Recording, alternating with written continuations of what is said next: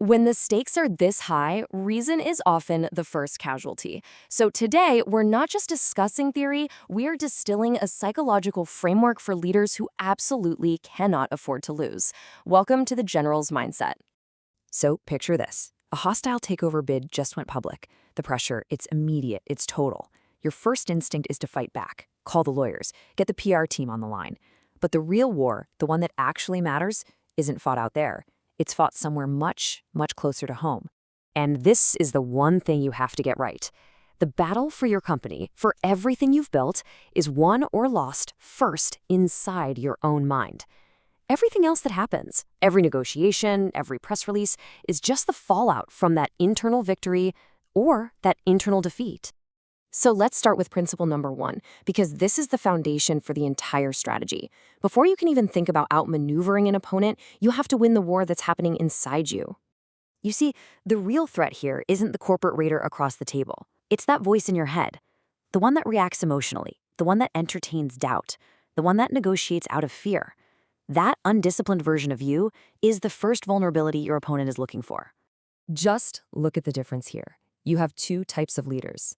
The reactive one, they respond with anger, with panic, they take it personally. But the general, they absorb the pressure like a stone. They get it. Your emotional reaction isn't strength, it's exposure. You're basically handing your opponent a roadmap to all of your weak spots. Look, this isn't just some nice-to-have philosophy. This is strategic necessity. Your mind is the main battlefield. You have to command it before you can even hope to command the situation. Okay, so once you've fortified your own mind, then we turn our attention outward. We're not going to attack their strengths. We're going to turn their greatest liability into our greatest weapon, their ego. And let's be perfectly clear about this. You don't need to destroy your enemy. You just need to create the conditions for them to destroy themselves. You see, an ego-driven person, especially one who launches a hostile takeover, is incredibly predictable. Their need to feel superior, that's a handle you can grab and turn. So how does this actually work in a negotiation? Well, you make them underestimate you. You might say something like, the financial engineering behind this bid is, well, it's truly impressive. I'm curious, how did your team manage to secure that kind of credit line so quickly? You're inviting them to brag. And when they do, they'll tell you everything, their methods, their partners, their deadlines, all because they think you're just a spectator, not a strategist. And that's the real trick, isn't it? People driven by ego want to be deceived by praise. It confirms their whole worldview, their need for recognition, for validation. It's a constant, and anything that's constant can be manipulated. So while your opponent is talking, basking in their own brilliance, you're going to pull out your most dangerous, most underestimated weapon. You have to understand, in these rooms, the loudest voice is almost always the weakest. Real power is quiet. It's contained. Your silence, it's not weakness. It's an aggressive act disguised as calm.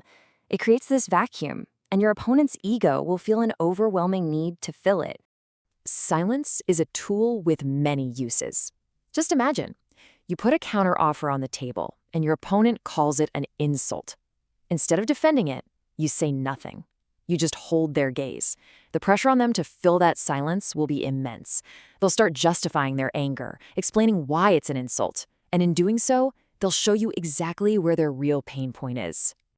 The world, the media, your own team, they're all expecting a big public fight.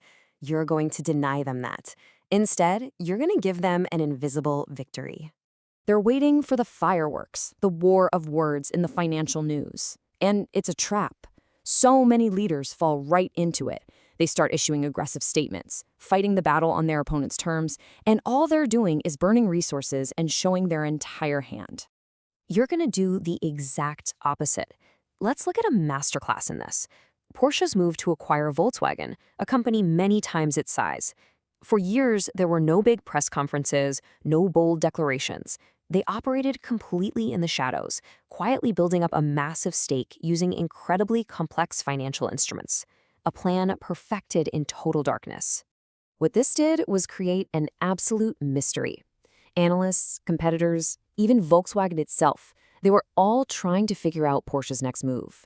But they were missing the key variable, the true scale of Porsche's position. And if you can't account for a variable, you can't control it. And then, the reveal. When Porsche finally showed its cards, it controlled over 74% of Volkswagen's voting shares. The victory wasn't an argument, it was just an outcome. So total, so final, it didn't need any explanation. The result was the only statement that mattered. All right, let's bring this all together. What have we been building here? We've been engineering the unbreakable leader, someone who has been forged in the fires of this kind of high-stakes conflict. These are your tools. This is your arsenal. Discipline is your shield. Strategy is your sword. Silence is your armor. And patience is the battlefield that you yourself have chosen. These are the instruments of your victory. They're what turns you from just another piece on the board into the hand that moves all the pieces. But after all the calculations are made, all the strategies have been deployed, when it all comes down to you, what is the one force that truly cannot be stopped? The ultimate weapon is you, the leader who has been forged by this very process, the person who has conquered their own mind, who has weaponized silence, and who has built their victory in the dark. That individual, the one who is unreadable, untouchable, and unbreakable, is the one force the world simply has no answer for.